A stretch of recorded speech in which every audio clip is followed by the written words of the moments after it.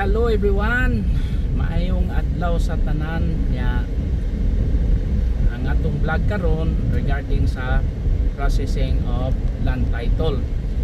Unang buhaton nato adto ta sa BIR, so Bureau of Internal Revenue. Kung asa na nabilong nga yuta sa Cebu, na sa mga designated areas.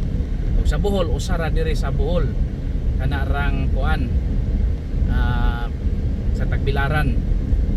So ang atong dalon guys, kadtong certified true copy sa title, certified true copy sa tax declaration, certified true copy sa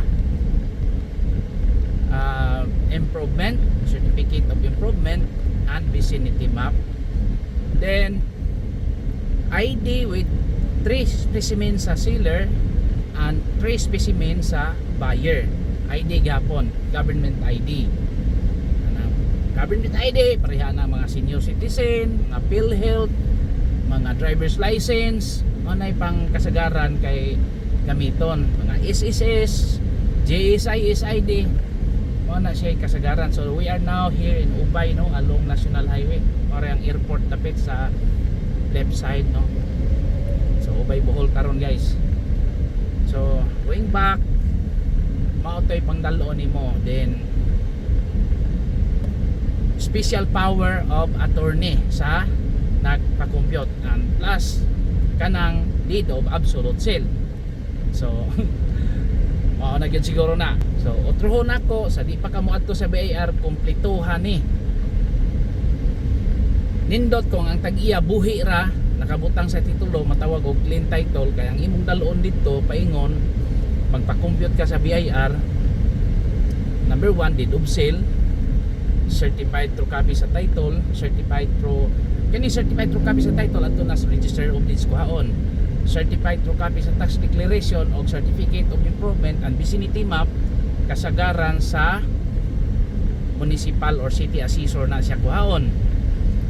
Unya ang kanang vicinity map, kung dili makahatag ang municipal or city assessor, pwede ka magpabuhat sa geodetic engineer.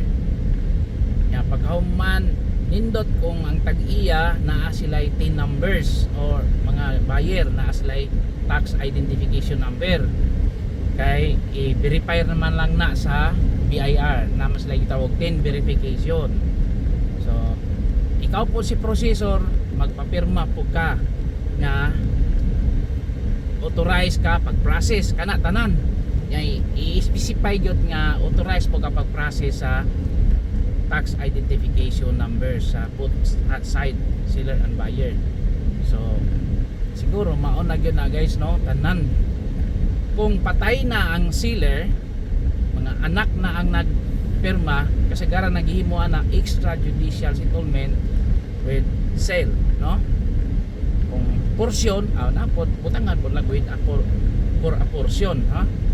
Pero kasagaran kay murag iusar malagbaligya nila tanan, extrajudicial settlement with deed of absolute sale. So mo nay dalon nito instead sa deed of sale.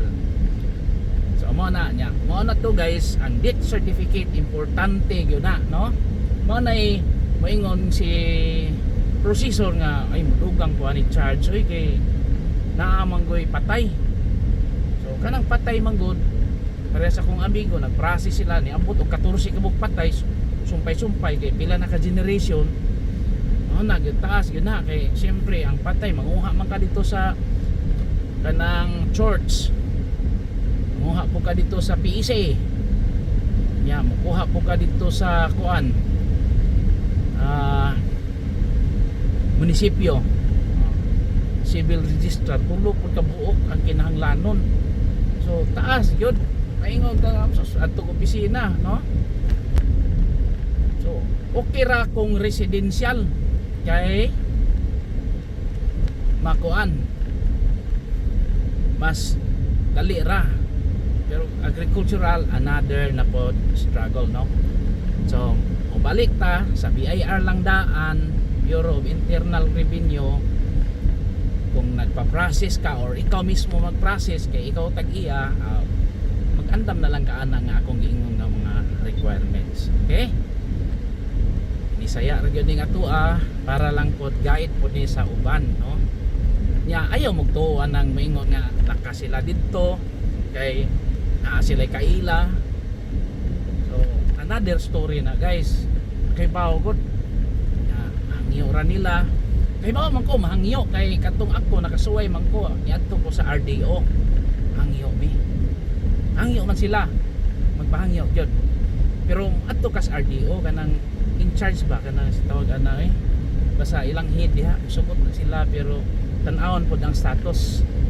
So kung unsa may mga further mga negosasyon wala na ko kasuway ana basta ako solid ra gyud ko nga mo process sa minataro nga pamaagi.